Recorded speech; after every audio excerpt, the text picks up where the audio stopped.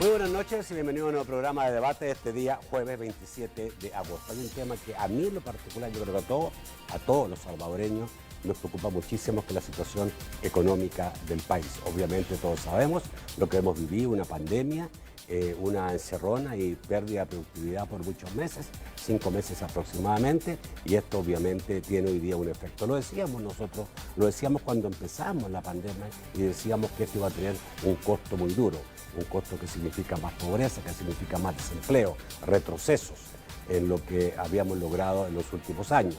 Obviamente esto es importante analizarlo para que usted lo tenga en cuenta y sepa exactamente en qué país estamos viviendo en este momento y lo que puede suceder. Para eso he invitado a 3 destacados economistas, 2 están listos, uno viene atrasado, le vamos a poner el dedo, digamos, por llegar atrasado, pero va a estar con nosotros en un par de minutos, ¿cierto o no? Le ponemos el dedo, ya. Bueno, ¿quiénes están con nosotros ya listos aquí? Está con nosotros Rommel Rodríguez, quien es de FUNDE, de la Fundación para el Desarrollo, es el encargado macroeconómico de FUNDE. Gracias, un placer Nacho. tenerte por acá. Un placer verlo nuevamente. Rommel. Un saludo. Tenemos el Skype a Ricardo Castaneda, economista senior de ICEFI, el Instituto Centroamericano de Estudios Fiscales. Buenas noches, Ricardo. Hola Nacho, buenas Bienvenido. noches. Gusto saludarte a ti y a Rommel. Justo estaba recordando que allá por el 10 de marzo habíamos estado en el estudio hablando sobre cómo iba a afectar la pandemia y mira ahora, luego de meses después, todos esos escenarios, lastimosamente los peores se están cumpliendo. Exactamente, y me recuerdo muy bien todo lo que nos dijiste en esa oportunidad y nos dijiste, digamos, que íbamos a tener una caída fuerte del Producto Interno Bruto, que íbamos a tener un desempleo grande y el endeudamiento que ya lo podías prever en ese momento. ¿Qué nos falta? Nos falta Waldo Jiménez, quien es el director económico de ANEP, que se va a integrar en un par de minutos al programa. Vamos a saludar por mientras que hace posible este primer segmento de debate, la Central de Seguros y Fianzas, líder en fianzas. Los salvadoreños somos valientes. Somos solidarios. Juntos saldremos adelante. Como siempre, ánimo y a luchar. Protejamos a los que más amamos y caminemos juntos con fe, comprometidos con el progreso de El Salvador. La Central de Seguros y Fianzas, su centro de confianza. Quiero dividir el programa en 3 partes, para que todos estemos claros. Una la radiografía de la situación económica actual que tenemos en el país, la situación económica y financiera, en qué momento estamos y cómo estamos. La segunda parte me gustaría darla en relación a repensar qué podríamos haber hecho diferente para no tener estos números. Y la tercera parte es la recuperación. ¿Es posible? ¿En cuánto tiempo es posible? ¿Y en qué condiciones es posible? Partamos con la primera parte, la radiografía. Yo creo que tú nos puedes, en el caso de Ricardo, nos puedes montar muy bien, sobre todo en la parte fiscal, ¿no? Fiscal financiera. ¿Cómo estamos, Ricardo, en este momento en el país? Mira, la verdad es que la situación financiera del país está en cuidados intensivos.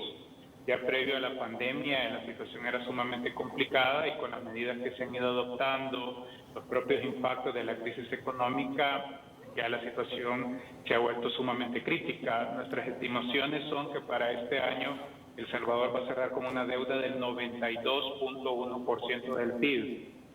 De lejos va a ser el país de Centroamérica que va a tener los niveles de endeudamiento más altos, y esto es explicado por un lado por una caída de sus ingresos. El Salvador puede tener un agujero en su recaudación en torno a 880, 900 millones de dólares. También va a ser el país de la región centroamericana en el cual más va a caer la recaudación. Y por el otro lado, es el país no solo de Centroamérica, sino de América Latina en el que más se ha incrementado el gasto público. Estamos hablando que el incremento del gasto público casi representa un 40% del presupuesto aprobado para este año, que es un monto sumamente significativo, y ante un escenario en el cual tus ingresos se disminuyen, tus gastos se aumentan, tu déficit fiscal también se incrementa, y por eso podemos tener un déficit en torno al 13% del PIB. Si antes pensábamos que el país tenía un déficit alto, lo de ahora evidentemente habría sobrepasado cualquier límite. Pero quizás dentro de estos escenarios hay otros aspectos que todavía hay que prestarle mucha más atención. Uno es que El Salvador también va a ser el país de Centroamérica en el cual va a haber una mayor pérdida de crecimiento económico. Si uno toma en cuenta cuánto iba a crecer la economía previo a la pandemia y cuánto va a cerrar, El Salvador casi tendría una pérdida de 10 puntos en su crecimiento económico. De hecho, si uno toma en cuenta los escenarios planteados por el Banco Central de Reserva, El Salvador va a recuperar los niveles de producción del 2019 allá por 2023. La situación es sumamente crítica y nuestros escenarios nos indican que en El Salvador se pueden perder hasta 220,000 empleos y los niveles de pobreza se van a disparar. Que estamos hablando que casi 800,000 personas que no estaban en situación de pobreza podrían caer. Y esto es sumamente alarmante porque no hay certeza de que ahora que se han quitado las restricciones para que la actividad económica vuelva a funcionar, realmente no vamos a necesitar más adelante otro tipo de medidas para poder reducir la pandemia ante un posible rebrote, lo que hace que el escenario sea muy poco alentador para El Salvador. Ok, ¿compartes esto, Romel? Sí, de hecho... O sea, son cifras tremendas. Son cifras tremendas. Yo había escuchado algunas cifras y creo que lo único, digamos, que está concordando el gobierno, o lo está diciendo el gobierno, son estos 900 millones que va a dejar de recibir este año en concepto de recaudación. Pero no sabía que teníamos el mayor gasto público de América Latina, que estamos en un PIB de 92.2 ya a esta altura, tampoco lo sabía, digamos, creía que era 80 y tanto, y que íbamos a llegar al 90 y tanto, etcétera, etcétera. Y esto, digamos, que se pueden perder 200,000 empleos, porque no se quiere decir cuántos empleos se han perdido hasta el momento, no se quiere. Bueno, primero coincidiendo con las estimaciones fiscales que ha hecho Ricardo, bueno, que ha hecho el ICEFI, precisamente nosotros hemos estimado un déficit fiscal del 13.4% del PIB al cierre de este año y con un nivel de deuda de 91.6% del PIB, casi muy parecido con los datos de ICEFI.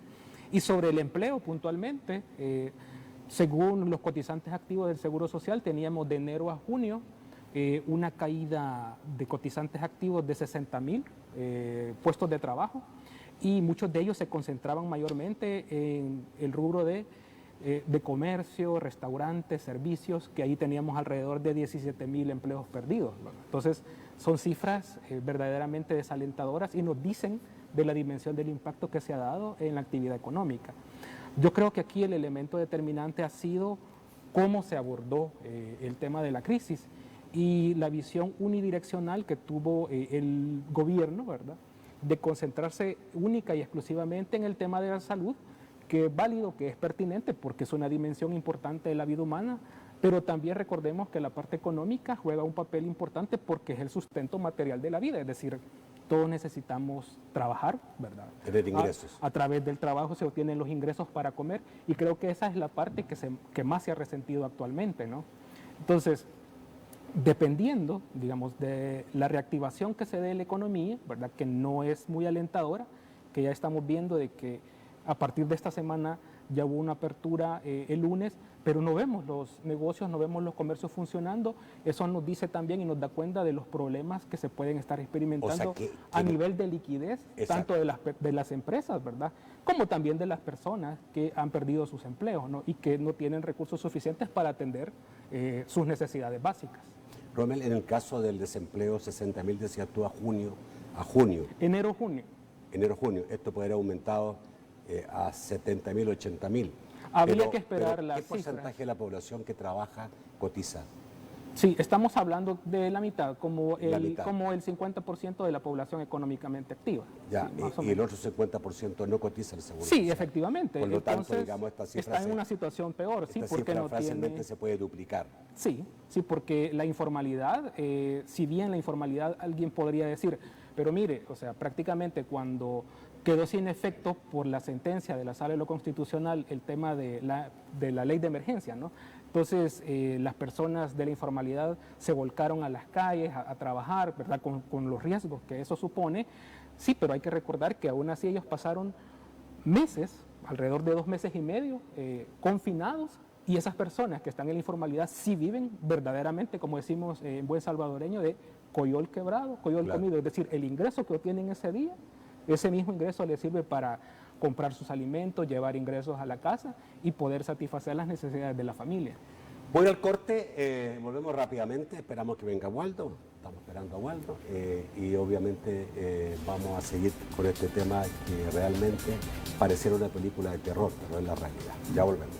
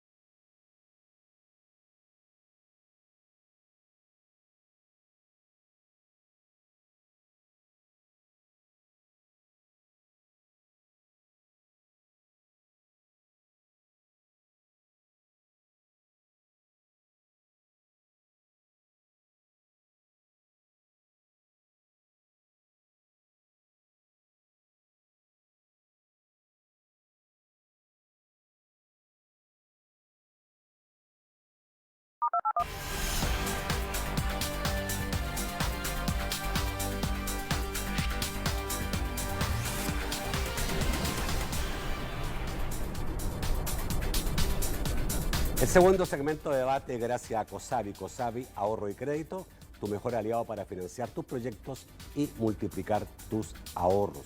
Tu crecimiento es nuestro compromiso. En tu vida has luchado duro para lograr tus metas y mereces llegar más alto. COSAVI, ahorro y crédito, es tu mejor aliado financiero para multiplicar con más intereses lo que hasta hoy has logrado o darte el crédito que necesitas. Sé uno de nuestros asociados y deja brillar el león que hay en ti.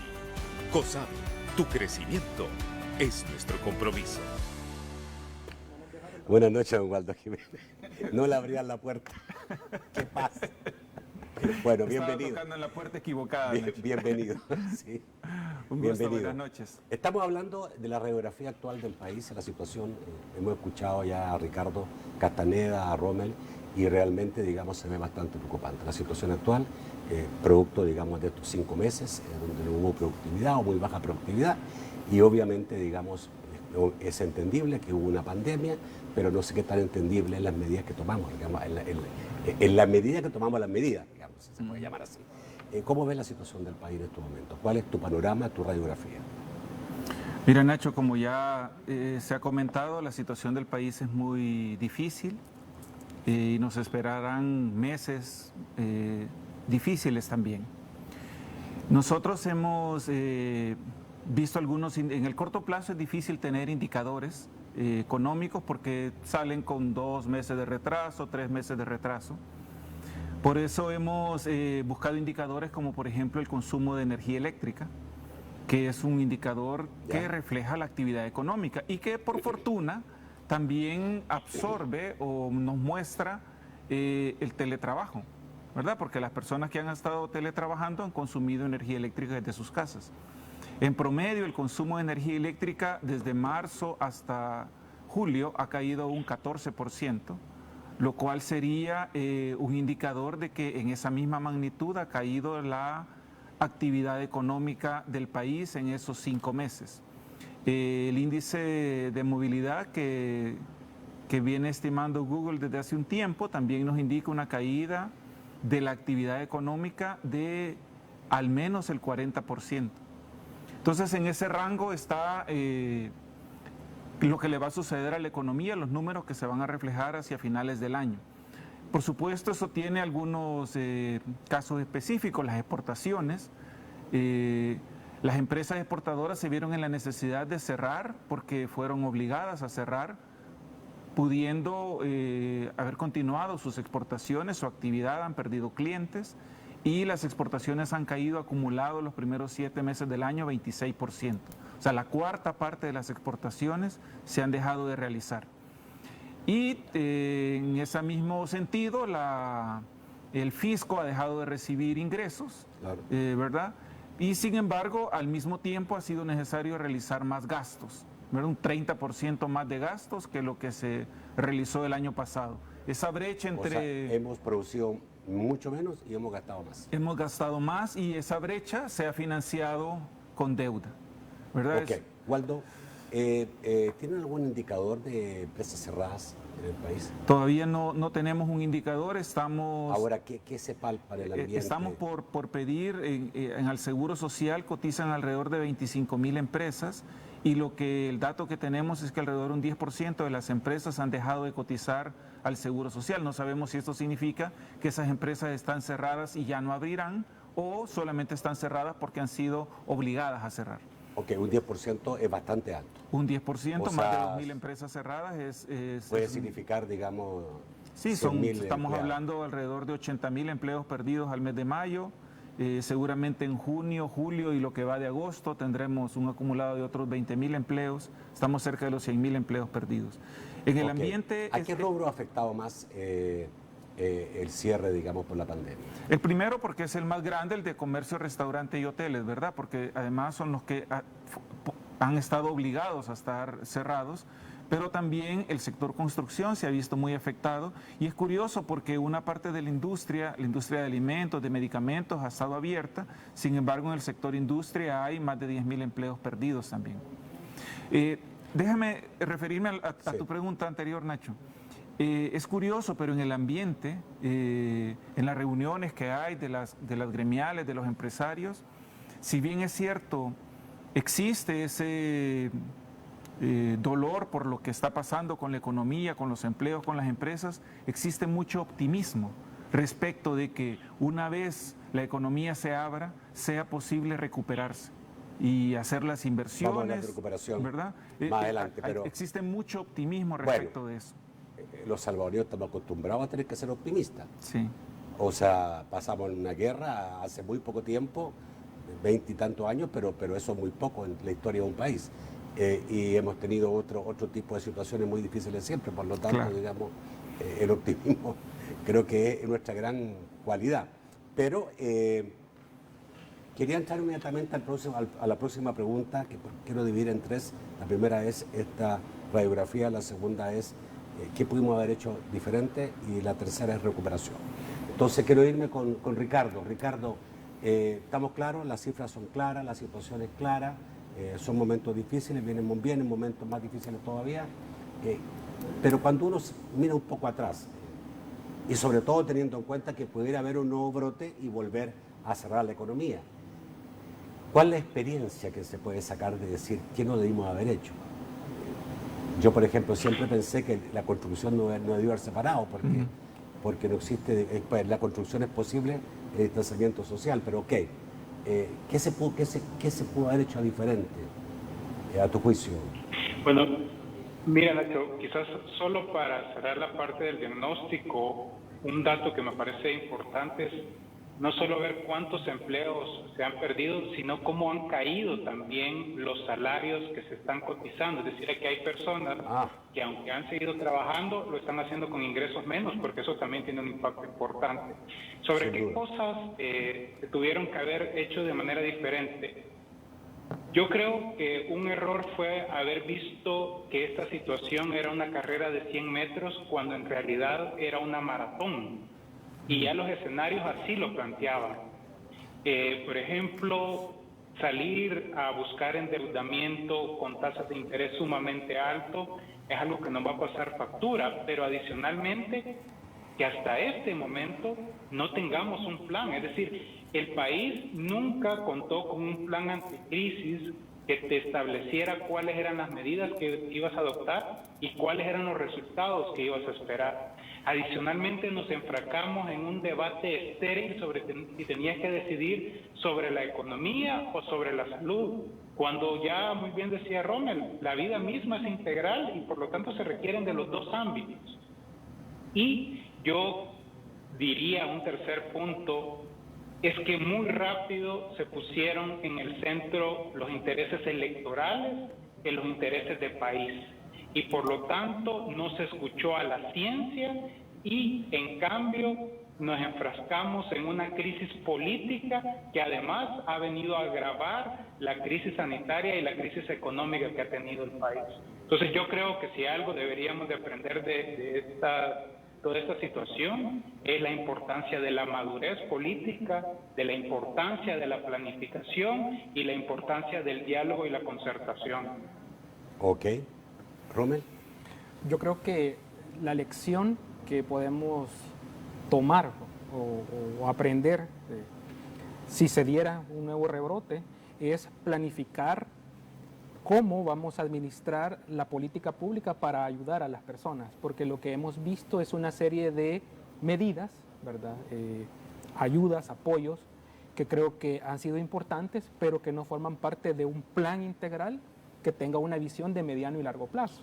Entonces, yo creo que ese es un elemento muy importante, es decir, no solamente hay que tomar medidas de apoyo a la ciudadanía, sino que cómo esas medidas de apoyo forman parte de un plan de mediano y largo plazo para atender el impacto de la pandemia del COVID, pero también para contribuir a que el desarrollo económico no se detenga, ¿no?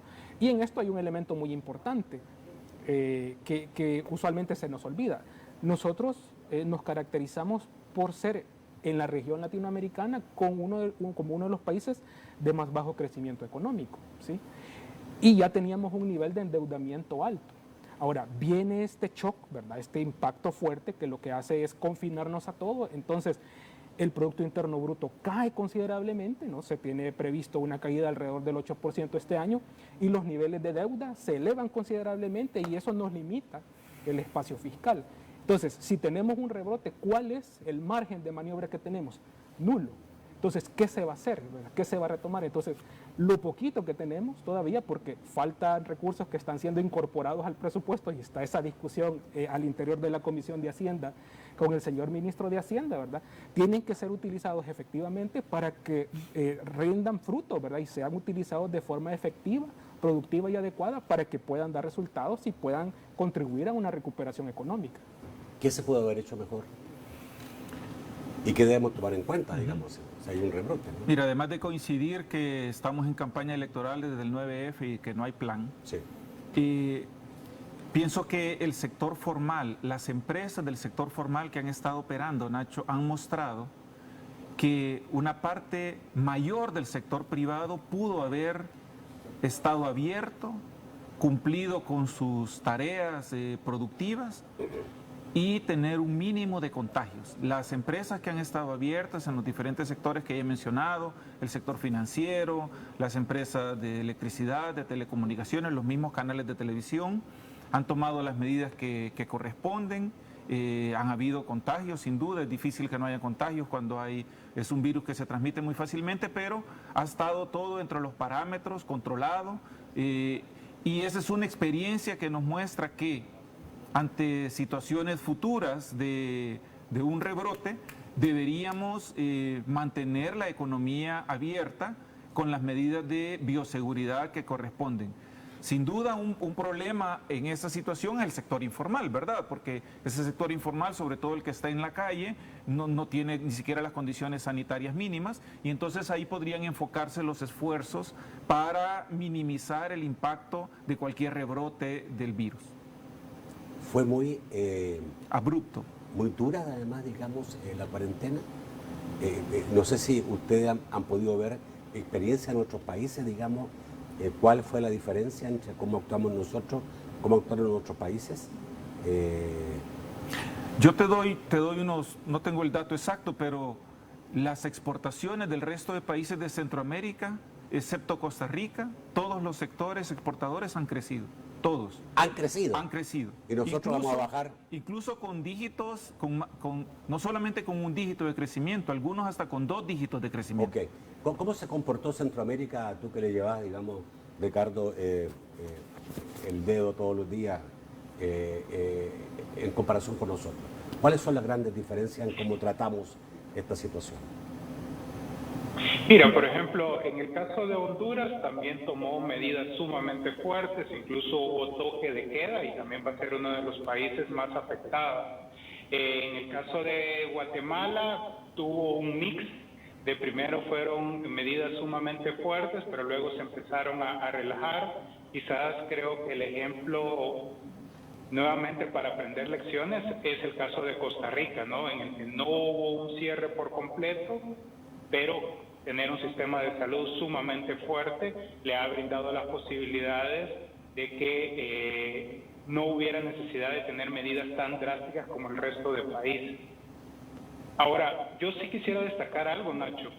Fíjate que de este endeudamiento que hemos hablado que es muy fuerte, que evidentemente ha notado la importancia de aumentar el gasto público en el marco de una crisis que no solo por el lado de la oferta, sino también por el lado de la demanda, y que ahora muchas empresas lo están viendo que han vuelto a abrir, pero no hay suficientes clientes, que muchos de esos recursos que ahora se van a pagar con el endeudamiento no tienen nada que ver con la pandemia. Por ejemplo, de los últimos 1.000 millones que se aprobaron en la Asamblea Legislativa, que van prácticamente destinados para el sector privado, 400 millones son para el pago de proveedores y para la devolución del IVA a exportadores, que eso se tuvo que haber colocado cuando se elaboró el presupuesto porque ya se sabían que eran gastos que se iban a incorporar. O lo que observamos con el préstamo del BID, que una parte va para Fomilenio porque El Salvador no había dado una contrapartida. Esto lo que te retrata es que cuando tú no haces las cosas bien, luego más adelante es el costo muy alto para el país. Ok. Tengo un minuto. ¿Alguien quiere agregar sobre esto? Sí, sobre el tema del cierre, ¿no? Del confinamiento. Sí, según los indicadores de movilidad, que se da esta medición a través de formas digitales, se dice que El Salvador en efecto fue uno de los países que tuvo un confinamiento más fuerte, ¿no? Y sin duda eso se ha de haber traducido en impacto económico. Me llama la atención los datos que apuntaba al inicio de su intervención Waldo, porque precisamente cuando uno ve el índice de volumen de actividad económica de enero a abril anda alrededor del 15% la contracción, ¿verdad? 16%, entonces anda un poquito cercano con esa datos de caída de electricidad. Efectivamente, con esa caída. Yo me quedo con la boca abierta cuando me dicen que los otros países de Centroamérica van a crecer en exportaciones. Aquí tengo datos: Guatemala ha crecido 3.2, Honduras 2.3, Costa Rica 2.2. ¿Y cómo van a crecer? Nicaragua 14.1, porque han mantenido abiertos su aparato productivo para exportar, y los clientes que han tenido en otros países, incluso nosotros mismos hemos sido clientes de los productos que han vendido estos países. O sea, hemos perdido contratos y ellos lo han ganado. Hemos perdido contratos, hemos perdido mercados. Sí, y acá, bueno, si hay chance, hay que introducir un matiz, que no se trata tampoco de no darle su lugar, ¿verdad? Y su respeto a la vida humana, ¿verdad? Pero tampoco se trata de jugar con la vida humana, como en alguna vez escuché a un funcionario, no voy a decir quién es, en decir, ustedes darían cualquier cosa por salvar la vida de sus familiares, ¿verdad? Sí, bueno, todo el mundo dice que sí, ¿no? Entonces, esta deuda pública que nosotros estamos acumulando no es nada para salvar toda la vida que estamos haciendo. Entonces, hay que tomar las cosas más en serio, ¿verdad? Y no abusar de ese juego de palabras, digamos, ¿no? En el momento que la decisión de cómo manejar la crisis es realmente lo importante y donde se ve la capacidad, digamos, de el que maneja la crisis. O sea, la crisis no hay que manejarla cerrando los ojos, ¿no? Ni, digamos, viendo las cosas desde un solo punto de vista. De las crisis tienen muchos efectos y hay que ver todos los efectos que puedan tener. Obviamente, digamos, partimos de la base que la salud era muy importante y que había que hacer muchas cosas en favor de la salud y hay que seguir haciéndolas, pero obviamente el hombre es más integral, ¿no? Vamos al corte, ya volvemos.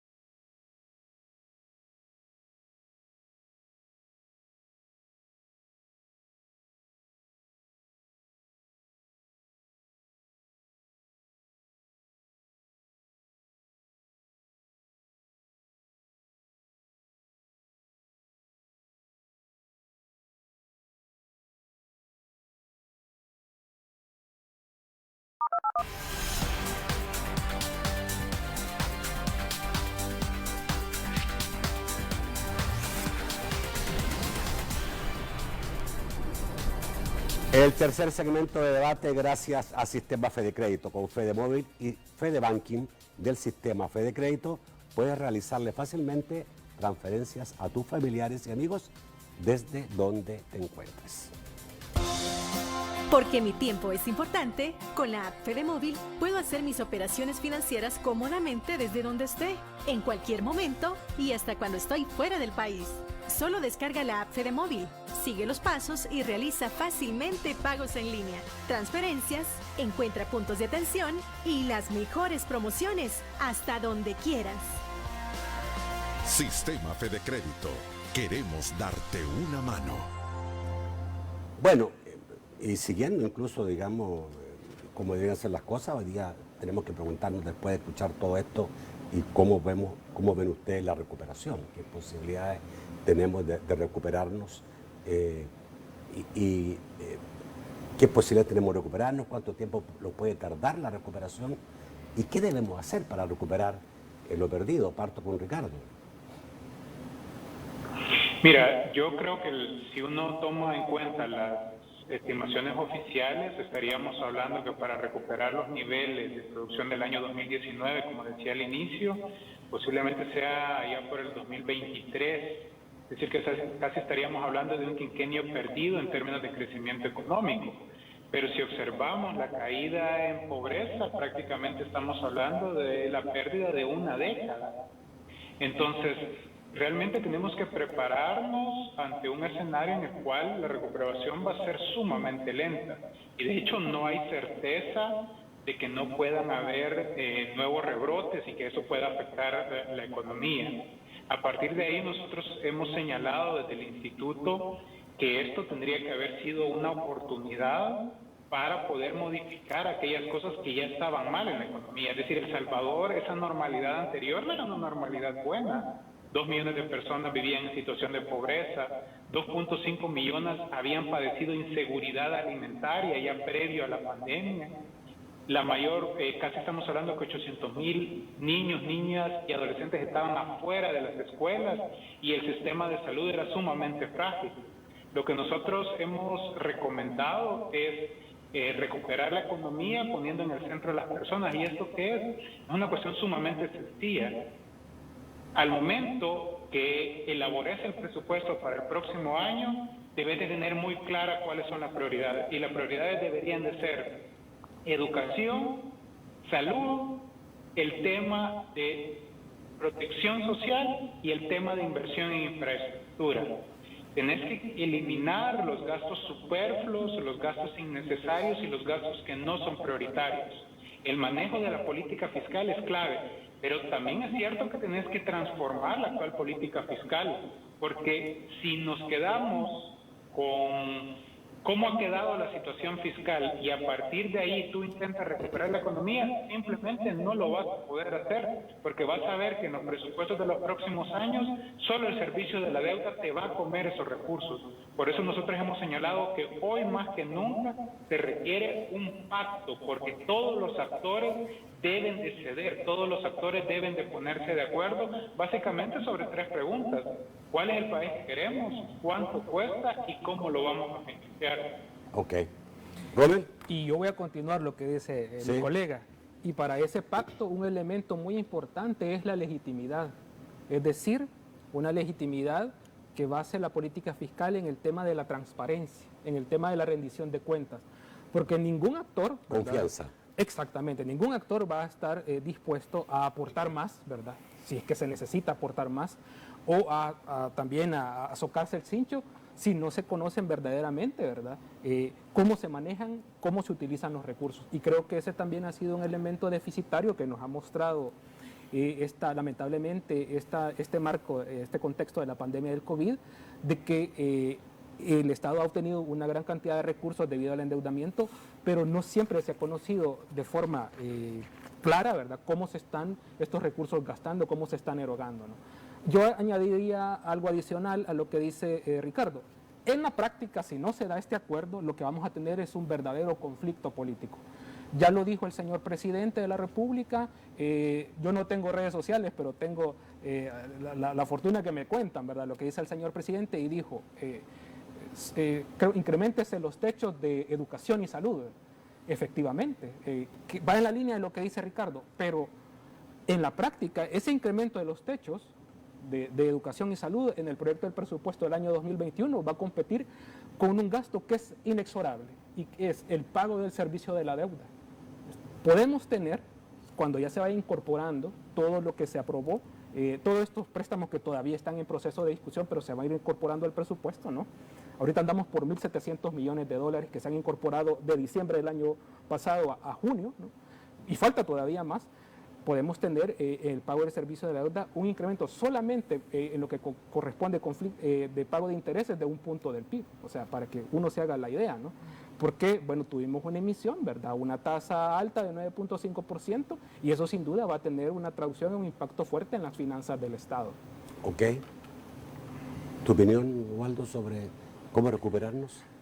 Mira, de parte de los empresarios hay un optimismo, como decía el otro día, ganas de echar para adelante, recuperar las empresas, recuperar los empleos y producir, que es lo propio del sector privado, cumplir con sus obligaciones, pagar sus impuestos, pagar la seguridad social. Ahora, nosotros en la oficina, con las 48 gremiales socias de ANEP, estamos trabajando una propuesta, porque esto ya no es recuperación, es resucitación, ¿verdad? Hay empresas que están, que han muerto, claro. Necesitamos resucitarlas. Estamos trabajando propuestas para resucitar la economía, para resucitar las empresas, para resucitar los empleos. Y en esas propuestas estamos considerando aquellas que tienen relación no solo con el Ejecutivo, sino con el Legislativo, con el Judicial, con las alcaldías. Porque esta es una tarea que nos toca a todos y especialmente a todos los agentes públicos, no solo al Ejecutivo, que es una cultura que hemos acumulado de muchos años de pedirle y ponerle más tareas al Ejecutivo, y tenemos una Asamblea Legislativa que puede y debe aprobar leyes. Un área de trabajo, Nacho, es todo lo que corresponde a la agenda digital. Esta pandemia, El Salvador va 15, 20 años atrasado en materia de legislación digital. Pero ahora hemos hecho teletrabajo, hemos aprendido a hacer trámites en línea y necesitamos completar el marco legal digital. Por ejemplo, ya en diciembre del año pasado se dio en concesión el espectro para que en el país haya 4G, porque antes de eso no teníamos. Y estamos esperando que pronto se dé en concesión el espectro para que en el país haya 5G. Okay. Más velocidad nos va a ayudar a realizar todas las tareas a distancia. Ok, a ver, a mí, como neófito del tema, obviamente no soy economista, se me hace difícil pensar que el próximo presupuesto pueda tener mejor dinero en educación y en salud, y en protección civil, porque ¿de dónde? Si va a haber menos ingresos, ¿cómo se puede repartir cuando hay menos ingresos? Siempre se me ha ocurrido, digamos, que nuestros países, cuando caen en crisis, debieran, digamos, activarlo sobre la base de la inversión pública. Una gran apuesta en la inversión pública, pero sobre todo por lo menos para mantener la economía activa y sobre todo para mantener con trabajo y con sueldo a mucha gente que es la que más lo necesita, ¿no? No debiéramos tener apuestas así, digamos, a la inversión pública, al trabajo del agro, no debiéramos tener una política de búsqueda de inversiones, pero así, muy fuerte para poder decir, vamos a reactivar la economía, porque ¿cómo reactivamos la economía? Es la pregunta. Ricardo, así brevemente, porque creo que nos queda poco tiempo. Bueno, volvemos al primer punto. Si ahorita preguntamos cuáles son las prioridades del país, cuáles son las grandes apuestas del país, no las tenemos. Yo sé. Y entonces, en la medida que tú no identifiques cuáles son tus grandes apuestas, va a estar completamente desvinculado del presupuesto. Por eso la importancia de avanzar, en el caso de El Salvador, a tener un presupuesto por resultado, que no solo diga a las instituciones cuántos recursos van a tener, sino qué resultados se esperan para ello. Mira, hay que ser sincero, el presupuesto del próximo año va a requerir deuda porque, como tú bien señalabas, la recaudación va a seguir cayendo. El punto es que no podemos seguir ni gestionando la deuda como lo hemos hecho hasta ahora, con tasas de interés sumamente altas, con periodos de gracia que prácticamente no existen, pero tampoco sin destinos claros del buen uso de los recursos. El Salvador no se puede dar el lujo de desperdiciar un solo centavo. Y eso debería ser una premisa para elaborar y ejecutar el presupuesto público. Ok, rápidamente. Tengo muy poco tiempo. Es que, mira, yo entiendo lo que dice Ricardo, entiendo lo que dice Rommel, pero veamos lo que es posible. Influir en la manera en que el presupuesto se va a ejecutar y en que el presupuesto se va a financiar y influir en las áreas en las que efectivamente necesitamos invertir y se van a... ¿Es posible eso? Yo pienso que este es un momento en que nos toca más a los privados y a los ciudadanos, ¿verdad? Echar adelante para sacar adelante el país. Necesitamos crear más plataformas de colaboración entre los ciudadanos, entre los privados, con las alcaldías, con las fundaciones, con las organizaciones. Ocupar toda la tecnología que exista para hacer trabajo a distancia. Necesitamos ir a traer inversionistas, pero ojo, los inversionistas miran cuál es el clima de inversión, y un clima donde lo que tenemos son insultos, es complicado ir a traer inversiones.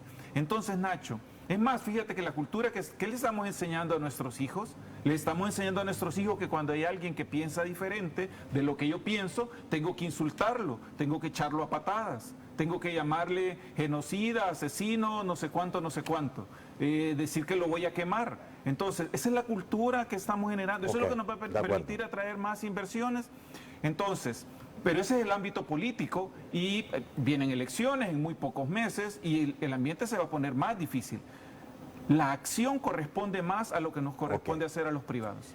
Un minuto, por favor. No, yo comparto el rol y el papel importante que debe de jugar el sector privado, pero realmente para salir de una crisis de estas dimensiones que no se debe exclusivamente al COVID, o sea, cuando uno ve el crecimiento económico de largo plazo de El Salvador, que siempre ha sido bajo, ya habían previsiones de caída, no solamente en El Salvador, sino que en el mundo, antes que se viniera la pandemia del COVID. Uno debe tener claro que es la coinversión del sector privado y del sector público lo que va a hacer que la economía pueda salir adelante. Bueno. Y acerca de la ciudadanía, precisamente los ciudadanos pueden jugar un papel importante en el tema de la transparencia fiscal, yendo y haciendo veeduría en esa alcaldía, en ese proyecto de inversión que tiene el gobierno y decir, bueno, efectivamente, aquí estamos vigilando. Para mí, los asocios público-privados, las concesiones son fundamentales. Y obra pública, para que la gente tenga trabajo.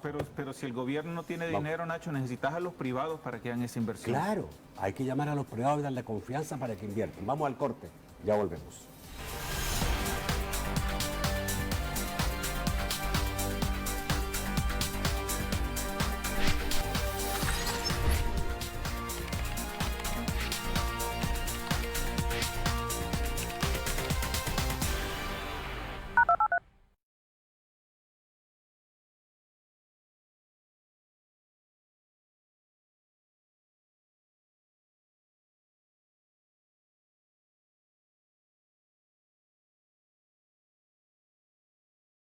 Uno, dos, tres, cuatro, cinco, seis.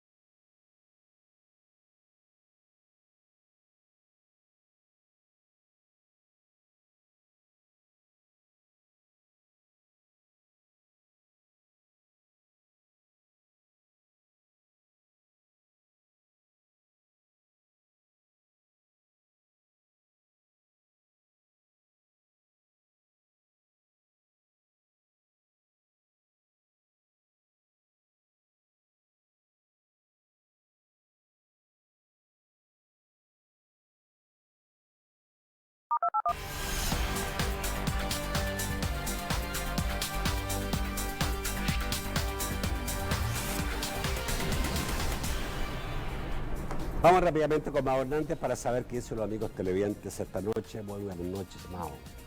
Nacho, buenas noches. Vamos rápido con una muestra de la participación de nuestros amigos. Andrea Jiménez pregunta, ¿qué efecto negativo tendría estar retrasando la asignación de fondos del BID por parte de la Asamblea? Porque muchos emprendedores están esperando tener acceso a ese crédito para poder iniciar labores. Fabricio Rodas dice, el presidente anunció hoy que tiene un plan en conjunto con el embajador de los Estados Unidos de buscar ayuda para atraer inversión al país. De ser posible, podríamos disminuir nuestra deuda con respecto al Producto Interno Bruto para el 2023.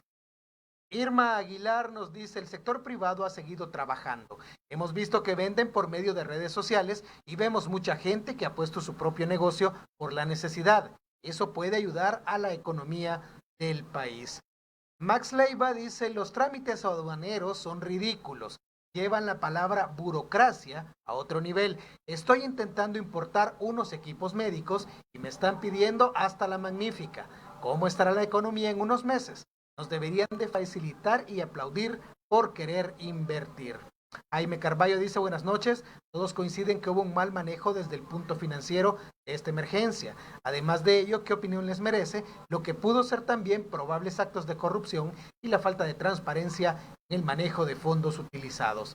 Alberto Agudelo nos dice, para la recuperación económica es importante que la Asamblea ratifique los préstamos que faltan y los asigne. Si no, no vamos a salir de la problemática en la que estamos. Finalmente, Alma Gómez nos dice, las remesas están aumentando con el pasar de los meses.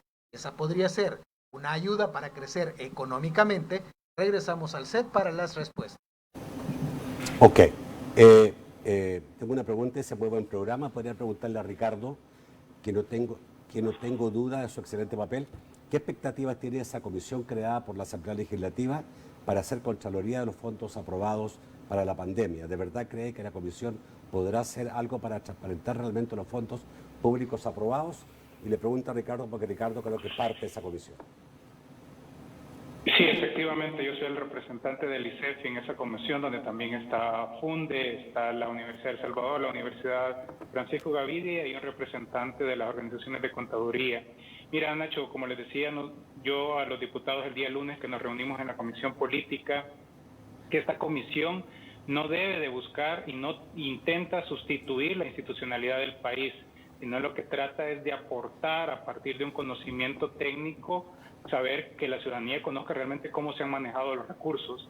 Evidentemente, para ello vamos a necesitar tiempo. Es un comité que todavía no ha entrado a funcionar. Los primeros pasos que va a ser más una cuestión interna de reglamento, porque se quieren hacer bien las cosas, pero que no tengan duda que en la medida que vayamos obteniendo la información, todo lo que vaya realizando el comité se va a poner a disposición de la ciudadanía, porque es inobserable que en un marco en el cual la situación fiscal es tan crítica, la ciudadanía tenga certeza de en qué se están gastando los recursos que provienen de sus impuestos actuales o de sus impuestos futuros a través de la adquisición de deuda que ha tenido el país. Ok. ¿La otra pregunta quieren responder? Sí, yo quiero referirme al tema de aduanas porque en las propuestas que estamos discutiendo, se trata de hacer, quisiéramos muchas cosas, ¿verdad? Los privados necesitan tener un mejor clima para invertir, pero la propuesta reiterada que han planteado las gremiales y las empresas, Nacho, tiene que ver con el tema de aduanas. Tenemos propuestas bien concretas para mejorar aduanas, esperamos que sea posible avanzar en esa agenda y también asociado al tema de aduanas que está toda la burocracia y la tramitología. Esperaríamos que sea posible, y esa es la parte que tiene que ver con el Ejecutivo, facilitar trámites, hacer trámites en línea, que los ciudadanos no tengan que desplazarse para realizar las distintas operaciones con el gobierno, como ha estado sucediendo durante esta pandemia de manera forzada, porque hemos tenido una situación difícil, pero esas son dos de las áreas en las que podríamos mejorar. Los préstamos, a través de Bandesal, del fideicomiso, ANE participó en marzo-abril en el diseño de ese instrumento. Finalmente no quedó como lo planteamos inicialmente, pero nos parece que esa es una ayuda que sin duda que son dineros de los salvadoreños, ¿verdad? Todos los dineros que están llegando a los ciudadanos no son dineros del presidente de la República ni de sus ministros, sino que son dineros que vamos a pagar todos con nuestros impuestos. Correcto. Entonces, la aprobación de ese préstamo, los diputados sabrán porque han demorado, pero entre más pronto estén disponibles esos fondos para las empresas, sin duda va a ayudar a la recuperación de la economía. Y los préstamos tienen que incorporarse al presupuesto lo más pronto posible, pero la contrapartida de eso es sin duda la legitimidad basada en la transparencia. Eso es básicamente. Okay. ¿Alguien conoció el plan que dijo alguien del presidente con la Embajada de Estados Unidos? Yo me quería referir a eso. No se conoce ese plan. Recordemos que el señor presidente indicó a finales del año pasado de que alrededor de mediados de este año íbamos a tener un plan económico. No conocimos los borradores, no se consultó a nadie, no sé si a ustedes les consultaron algo. Bueno, ahí tenemos otro ejemplo. También sabemos de que a inicios de este año se reunió con un representante importante norteamericano que se firmó un tratado en el primer trimestre de este año sobre el tema de inversiones, ¿no? No sabemos de eso también. Entonces yo creo que todos esos planes y esos asocios son bienvenidos, pero también se tiene que conocer, se tiene que discutir cuál va a ser el plan de inversiones, de desarrollo, porque eso va construyendo, digamos, y va generando toda una legitimidad en torno a los actores y cómo los actores pueden interactuar para que realmente la economía repunte. O sea, traer dinero por traer dinero no es suficiente, sino que también cómo se canalizan esos fondos a través de las empresas. A la persona que dijo que las remesas estaban aumentando, si es verdad, están aumentando, después de venir muy de abajo, pero obviamente estamos muy lejos todavía de llegar a los niveles deseados, los niveles normales, y obviamente vamos a cerrar el año sin los niveles. Este año van a haber menos remesas que el año pasado.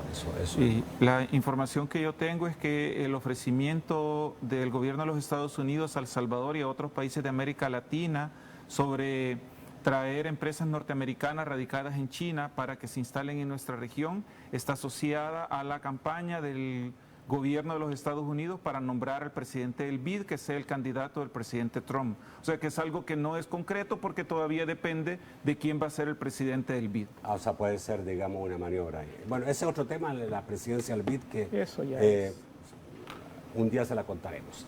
Mi estimado Ricardo, muchísimas gracias. Oh, como siempre, un gusto estar contigo y un saludo tanto a Rommel como a Waldo y por supuesto a los televidentes. Gracias, Ricardo. Gracias, Rommel.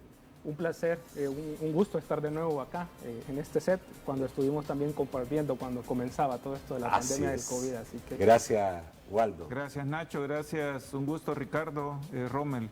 Buenas noches a todos. Gracias a usted, amigo televidente. Los espero mañana a las 8 de la noche en un nuevo programa de debate. Que pasen muy buenas noches.